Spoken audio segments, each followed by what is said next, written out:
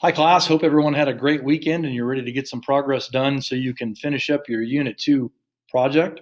Um, as you can see on the homepage, no Zoom meeting today. The first thing you need to do is go in there and fill out that attendance form if you have not done so. This is how we are going to get attendance in my class and every other class.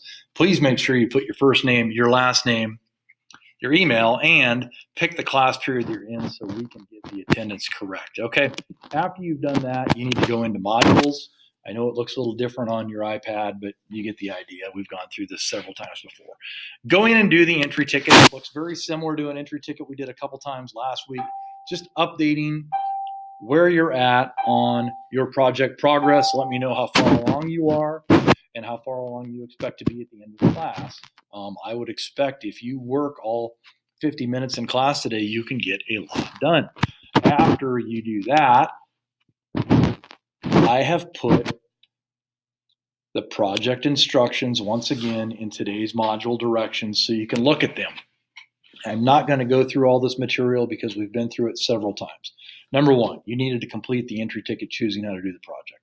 Number two, the slides, I am going to open those up because I've had a lot of questions about the expectation for completion. Okay, so once the slides are open, you can go in and on the second slide, you picked your subject. When you picked a subject, every one of those explains what you need to do, the material that needs to be in your project. So this one is on the Pacific Northwest Native Americans.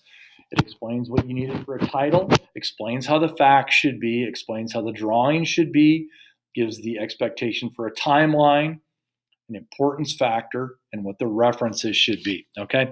After that, the second slide, the expectation is on a rubric for what is expected on the project. So if I open up the one on visual aid, because I haven't done that, not many people are doing that one, but still, it's similar to what the slides in the essay would be, but it's a little bit specific because you're doing a visual aid.